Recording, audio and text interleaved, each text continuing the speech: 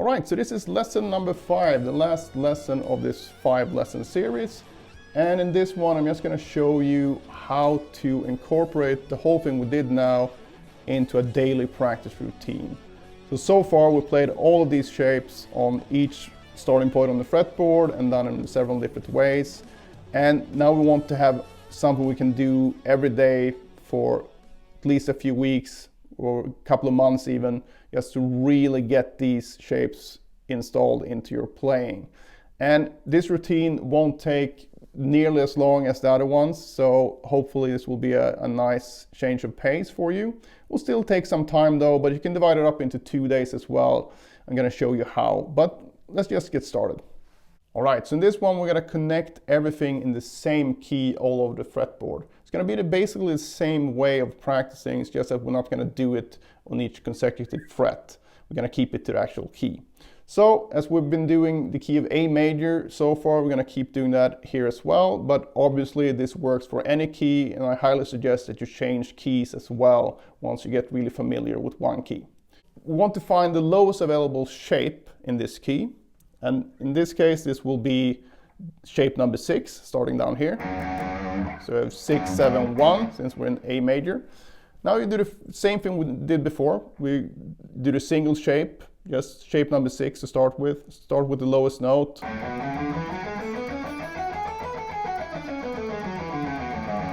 Find the next root, and so on. You know all this by now. So you go through that whole thing in this shape, go up to the next shape, the 7th shape, start on the lowest note, go root to root from here all the way, and then do the descending root to root in this shape. Same thing in this shape, this shape, this shape, this, and keep going until you reach the end of your fretboard. So that's very important. So we learn this all over the fretboard. Yes, the shapes are going to repeat once you get up here at a certain point, but that doesn't matter. You still want to do it up here because it's a very different feel, technically, if nothing else, to play it up here. And also, I found that it's actually visually quite different as well because of the angle you're looking at the fretboard and tinier frets and all that stuff. So just for your own sake, make sure you do it all over the fretboard. Okay, so that's the first part of the exercise. And like I said, you can do this part on day 1, and then on day 2 you take the next part of the exercise, which will be root to root in one key, but now we're going to couple the shapes. So just like before, we're just going to go, in this case, shape number 6 into 7. So I'm starting at the lowest available root in shape number 6 and go up like this.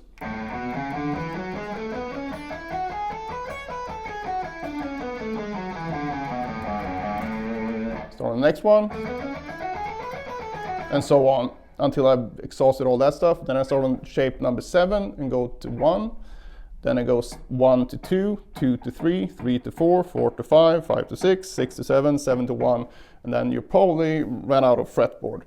So that's what you want to do for either the second part of the exercise on the same day, if you want to spend a lot of time doing this, or I would actually advise you to do this every other day. So do the single positions one day, and then you do the coupled positions the next day.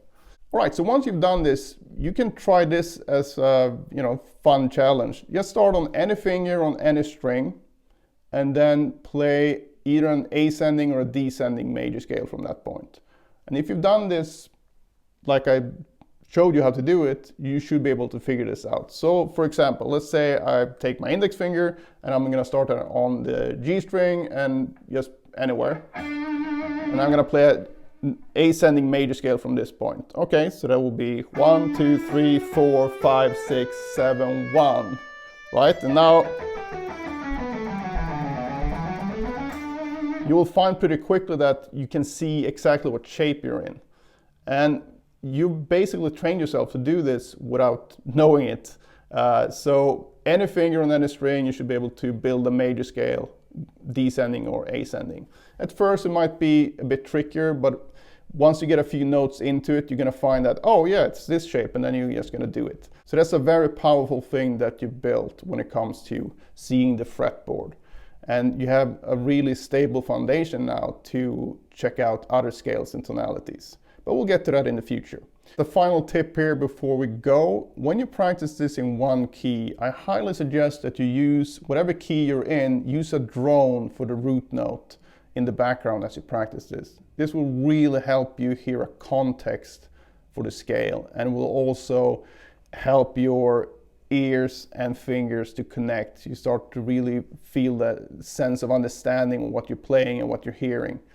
And we're going to delve deeper into this type of ear training in other videos, but for now, just by having the drone in the background at quite a low volume, you just need a 70% guitar, 30% drone, just so you can hear a faint note in the background that will enable your brain to get a context for what you're playing. And you'll find that all these intervals really come to life. So I highly suggest you use this when you do this final exercise, going through these two exercises in the same key. So for example, if I turn on the root note A here, I'm gonna raise the volume a bit now so you can hear it better. And just gonna play the scale as before, just do the exercise.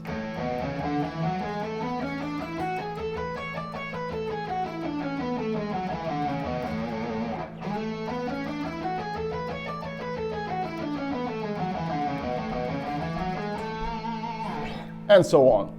There's tons of places where you can find the drones, but I also have a playlist with drones for every key. So I'm going to link that below as well, so you can start practicing right away. So hopefully everything was crystal clear. If not, just leave me some comments and questions below. And just give this some time. You can decide on spending 20 minutes a day, for example, and then it takes however long it takes to go through this stuff. Just make sure you go through all the steps that I've outlined in these 5 videos, and I'm 100% sure you will know these scales better than you've ever done before. It's a bit of work, but your technique will also improve, and like I said before, these shapes are staples of most modern rock and metal guitar players, so it's very much worth spending your time learning this. So thanks for watching and good luck.